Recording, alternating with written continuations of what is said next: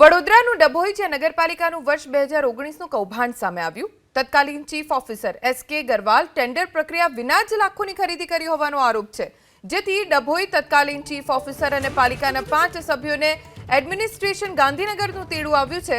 પૂર્વ પ્રમુખ કાજલ દુલાની, નાના પંચ ચેરમેન વિરેન શાહ, પૂર્વ સદસ્ય ઇઝરાયલ પારેખવાલા, દાયનિયલ સૈયદ અને દક્ષાબેન રબારીને ગાંધીનગર એડમિનિસ્ટ્રેશનનું તેડું છે। 14માં નાણા પંચની ગ્રાન્ટમાંથી પમ્પિંગ સ્ટેશન માટે ચૂકવાયાનો પણ આરોપ છે। તત્કાલીન ચીફ ઓફિસરની સામે ગંભીર આરોપ લાગ્યો છે। કોઈ પ્રકારની ટેન્ડર પ્રક્રિયા વિના જ લાખોની ખરીદી કર્યાનો આરોપ લાગ્યો છે। 14માં નાણા પંચની ગ્રાન્ટમાંથી પમ્પિંગ સ્ટેશન માટે ચૂકવાયાનો આરોપ છે। 9,26,000નું બિલ ચૂકવાયું હોવાનો આરોપ લગાવવામાં આવ્યો છે। જો કે જેટલા પણ આરોપ લાગ્યા છે એ તમામની હવે તપાસ થશે। તત્કાલીન ચીફ ઓફિસર પાલિકાના પૂર્વ 5 કર્મચારીઓને પણ બોલાવવામાં આવ્યા છે। ગાંધીનગર ખાતે તમામની પૂછપરછ થશે અને તપાસ પણ ઊંડાણપૂર્વક કરવામાં આવશે, કેમ કે ટેન્ડર પ્રક્રિયા વગર જ 9,26,000નું બિલ ચૂકવી દેવામાં આવ્યું। પાલિકાના 5 પૂર્વ સભ્ય કે જેમને ગાંધીનગર બોલાવવામાં આવ્યા છે, સમગ્ર મામલે કડક તપાસ કરવામાં આવશે।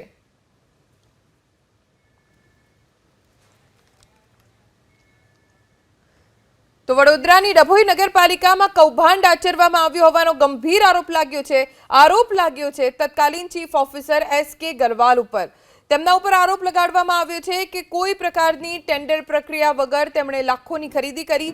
14માં નાણાં પંચની ગ્રાન્ટમાંથી પમ્પિંગ સ્ટેશન માટે રૂપિયા ચૂકવ્યા। 9,26,000નું બિલ ચૂકવી દેવાયું ટેન્ડર પ્રક્રિયા વગર। ડભોઈ પાલિકાના તત્કાલીન ચીફ ઓફિસર એસકે ગરવાલ અત્યારે આપણી સાથે જોડાઈ ગયા છે।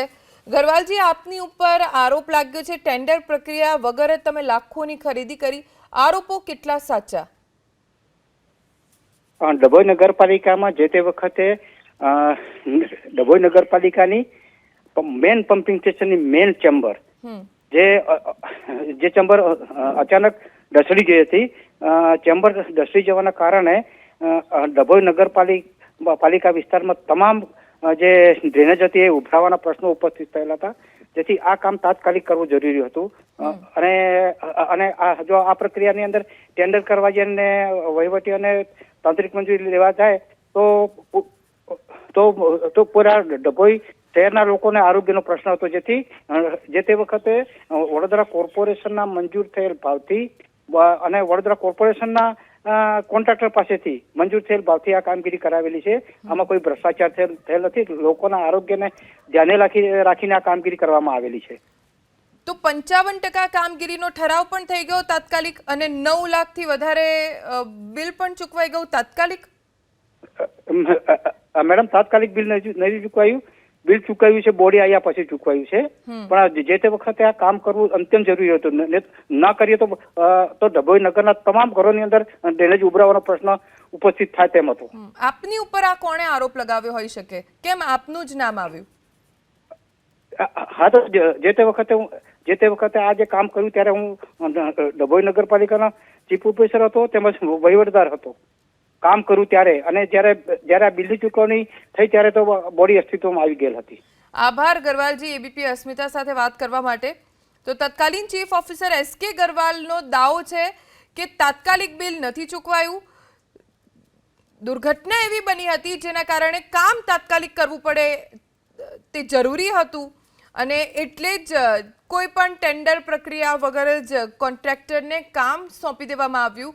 લોકોના આરોગ્યને ધ્યાનમાં રાખીને જલ્દી અને ત્વરિત કામગીરી થાય તે આશયથી કામ ટેન્ડર વિના ચાલુ કરી દેવાયું। જો કે સામે આરોપ એસકે ગરવાલની સામે એવો લાગ્યો છે કે તેમણે 9,26,000નું બિલ ચૂકવી દીધું, એક તો ટેન્ડર પ્રક્રિયા વગર, અને 14માં નાણાં પંચની ગ્રાન્ટમાંથી પમ્પિંગ સ્ટેશન માટે ચૂકવી દીધા।